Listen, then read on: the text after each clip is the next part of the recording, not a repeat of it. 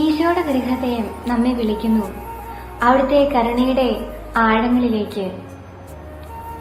നമ്മുടെ ഹൃദയങ്ങളെ അലിവുള്ളതാക്കി ആ കരുണാസാഗരത്തിലേക്ക് നമുക്കും കടന്നു ചെല്ലാം. അതിനായി നമ്മുടെ വിചാരങ്ങളെ വിശുദ്ധമാക്കി തീർക്കുവാൻ നമുക്ക് പരിശ്രമിക്കാം.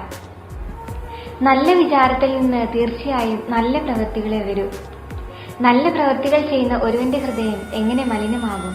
വിചാരങ്ങളെ നമ്മുടെ ജീവിതത്തിൽ നിന്നും മാറ്റി നിർത്താനാവില്ല. അത് നമ്മുടെ ജീവിതത്തിൽ ഉണ്ടാവേണ്ടതാണ്, ഉണ്ടാവുക തന്നെ ചെയ്യും. ഒരേ ഒരു വഴി ആ വിചാരങ്ങളെ നല്ലതാക്കി തീർക്കുക എന്നത് മാത്രമാണ്. മറ്റുള്ളവർ എന്നെപ്പറ്റി എന്ത് വിചാരിക്കും എന്നതാണ് നമ്മുടെ പ്രധാന പ്രശ്നം.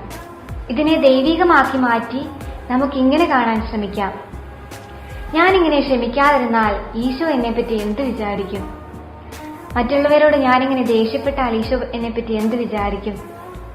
ഞാനിങ്ങനെ അലസമായി പ്രാർത്ഥിക്കാതിരുന്നാൽ ഈശോ എന്നെപ്പറ്റി എന്ത് വിചാരിക്കും? എന്റെ സഹോദരങ്ങളെ ഇങ്ങനെ സ്നേഹിക്കാതെ ഇരുന്നാൽ എന്റെ ഈശോ എന്നെപ്പറ്റി എന്ത് വിചാരിക്കും? ഇങ്ങനെ നമുക്ക് ചിന്തിക്കുവാൻ സാധിക്കണം. നമുക്ക് ഈശോയോട് ചോദിക്കാം: എന്റെ ഈശോയെ, നീ സ്നേഹിച്ചിടത്തോളം എനിക്ക് സ്നേഹിക്കുവാനൊന്നും സാധിക്കുന്നില്ല എങ്കിലും എന്നാൽ ആവും വിധം എന്റെ സഹോദരങ്ങളെ സ്നേഹിക്കാൻ എന്നെ നീ പഠിപ്പിക്കണമേ. നീ ക്ഷമിച്ചുകൊണ്ട് കുരിശിൽ മരിച്ച് ഞങ്ങൾക്ക് മാതൃക കാണിച്ചു തന്നതുപോലെ അത്രയേറെ ക്ഷമിക്കുവാനൊന്നും ഞങ്ങൾക്ക് സാധിച്ചില്ലെങ്കിലും ഞങ്ങളാൽ ആവും വിധം ഞങ്ങളുടെ സഹോദരങ്ങളുടെ കൊച്ചു കൊച്ചു കുറവുകളെ ക്ഷമിക്കുവാൻ, അങ്ങനെ അവരെ സ്നേഹിക്കുവാൻ ഞങ്ങളെ നീ പഠിപ്പിക്കണമേ.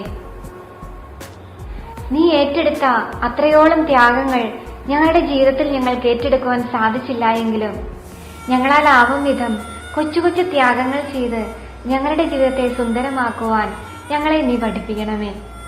നമുക്ക് ഈശോയോട് പ്രാർത്ഥിക്കാം: എന്റെ ഈശോയെ, എന്റെ ഹൃദയത്തെ നിന്റെ ഹൃദയത്തോട് ചേർത്ത് വെച്ച് സ്നേഹം കൊണ്ട്, നിന്റെ വലിയ സ്നേഹം കൊണ്ട് നിറയ്ക്കണമേ.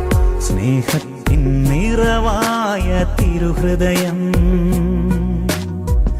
ജീവന്റെ ഉറവിടമാം തിരുഹൃദയം, കരുണയായി ക്ഷമയായി ദയയായി മാറിയ ഈശോദൻ സ്നേഹത്തിൻ തിരുഹൃദയം.